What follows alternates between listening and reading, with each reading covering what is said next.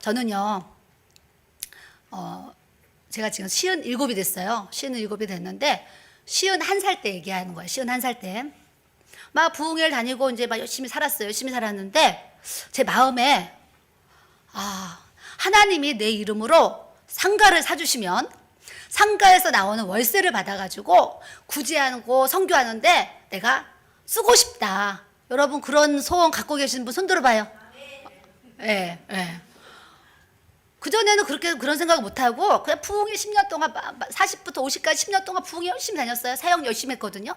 근데 막 시은 하나 돼가지고 제 마음에 제 이름으로 상가를 사면 이제 이렇게 구제하고 선교하며 살고 싶다. 왜냐하면 저는 어렸을 때 굉장히 가난하게 컸잖아요. 태학을 당할 정도니까 얼마나 가난했겠어요. 그렇게 가난한 환경에서 컸기 때문에 이게 가난한 사람들의 마음이 사실 많이 헤아려져요. 그래가지고 목회를 하면서도 제가 물질로 많이 도왔어요.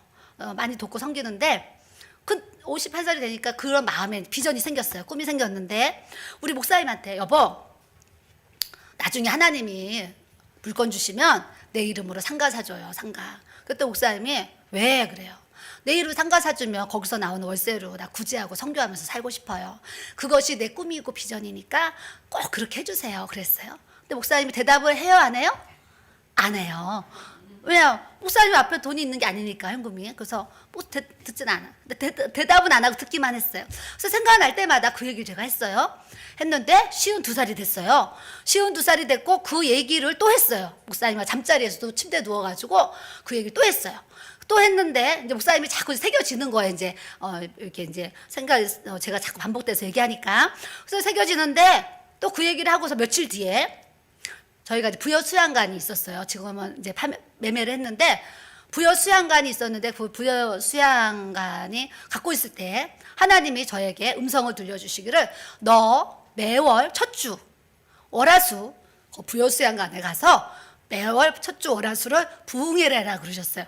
박 목사님도 지금 여기 매월 주일날 오셔서 그 한 주간 지금 이제 이렇게 집회를 하신다고 얘기하시잖아요. 저도 주님이 너 매월 첫 주 월화수 부여 수양관에 가서 매월 첫 주 집회를 하라는 거예요. 그래서 제가 그거를 2월 달에 그 음성을 듣고 목사님에게 말씀을 드렸더니 우리 목사님이 목사님 하나님 말씀을 순종해야지. 그래서 2월 첫 주에 부흥회 하러 갔어요.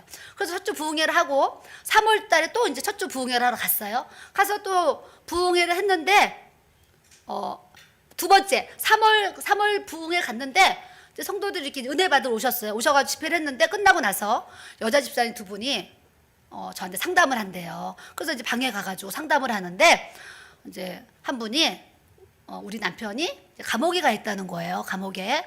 어머 왜 감옥에 가 계세요? 그랬더니 주유소 사장이 바지 사장 가짜 사장 있잖아요. 바지 사장, 가짜 사장 해주면 월급을 뭐 300만 원인가 준다고 그래가지고 그 말에 미혹이 돼가지고 남편이 명의를 빌려준 거예요. 빌려주면서 주유소 그 바지 사장 하면서 이렇게 300만 원씩 월급 받고 했는데 나중에 보니까 가짜 기름을 주유를 섞은 거예요.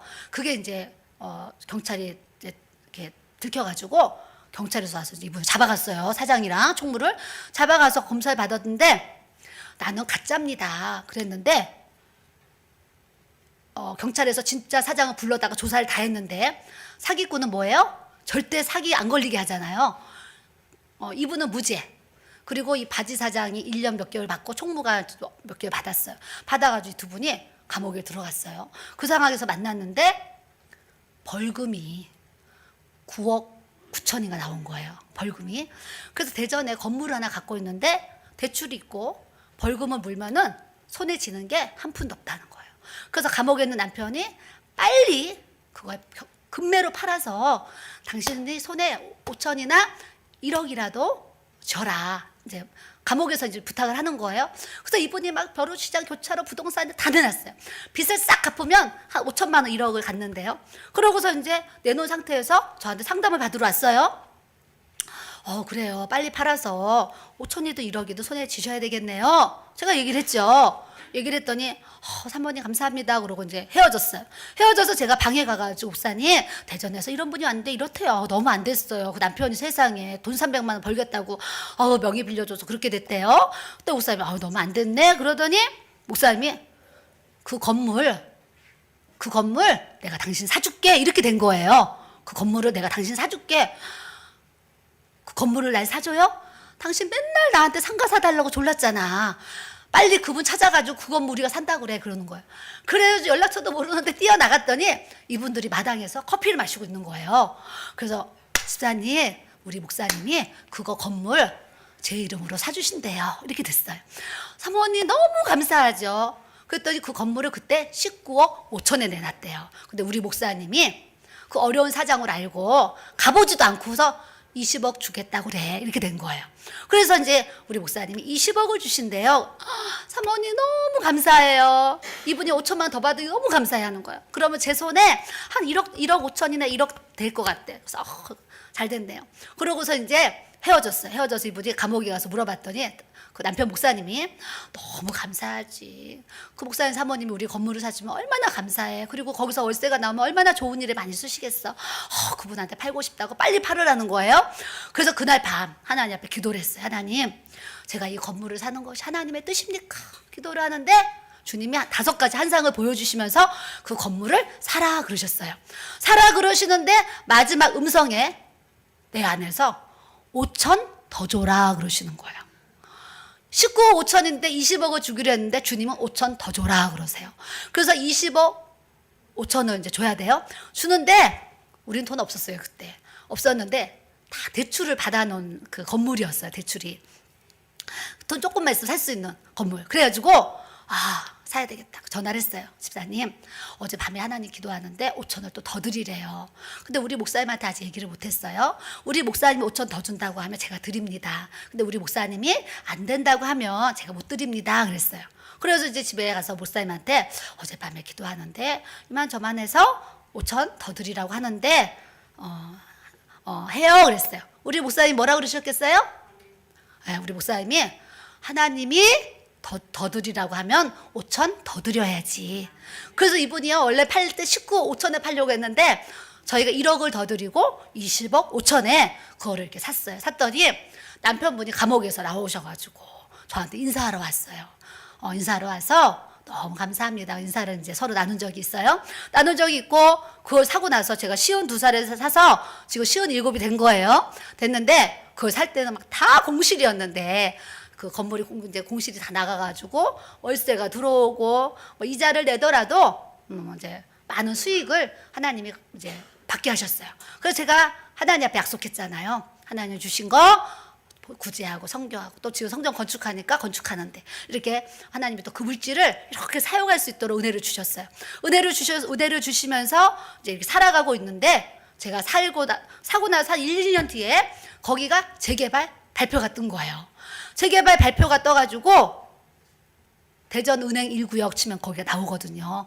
나와서 이제 막 지금 서류가 오고 있어요. 그래서 한번은 제가 조합 사무실에 방문을 했어요. 방문을 해서 물어봐야 되겠다. 그랬더니 그 조합 일하시는 이사님이 막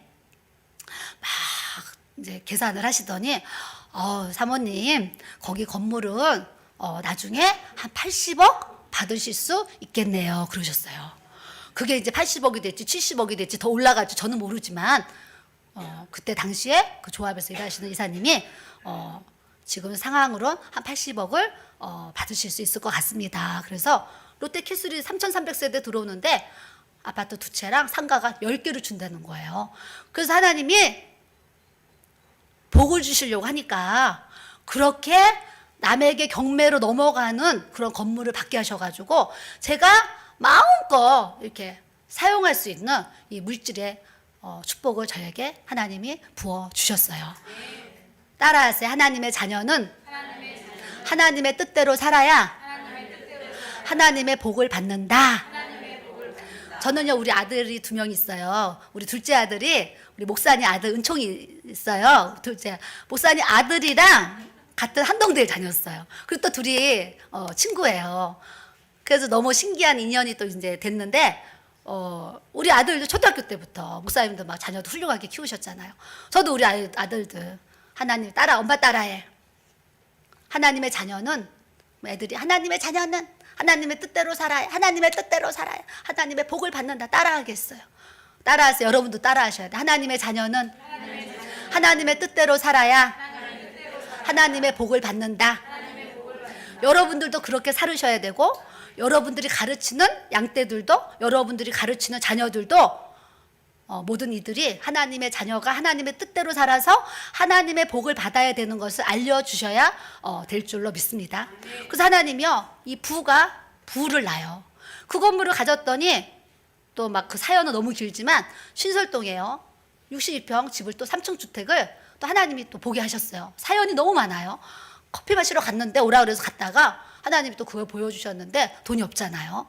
근데 그게 이제 가격이 오르니까 이거 건물이 15억에 나왔어요. 3층 주택이 15억에 나와가지고 거기서 대출을 해준다는 거예요. 국민은행에서 대출을 받아가지고 그 집을 전세 보증금 빼고 해서 12억 7천을 받아서 신설동 그 3층 집을 사게 됐어요. 사게 됐는데 사고 나서 봄에 샀는데 가을이 되니까 또 신설 1구역이 재개발이 돼가지고 지금 저는 15억에 샀는데 돈 하나도 없이 대출 받아서 산 거예요. 월세가 나오니까 다 내고도 남잖아요. 사고 났더니 지금 그게 또 2배가 올라가지고 재개발이 떠가지고 30억이 넘는 또 이렇게 건물이 되도록 하나님 또 이렇게 역사해 주셨어요.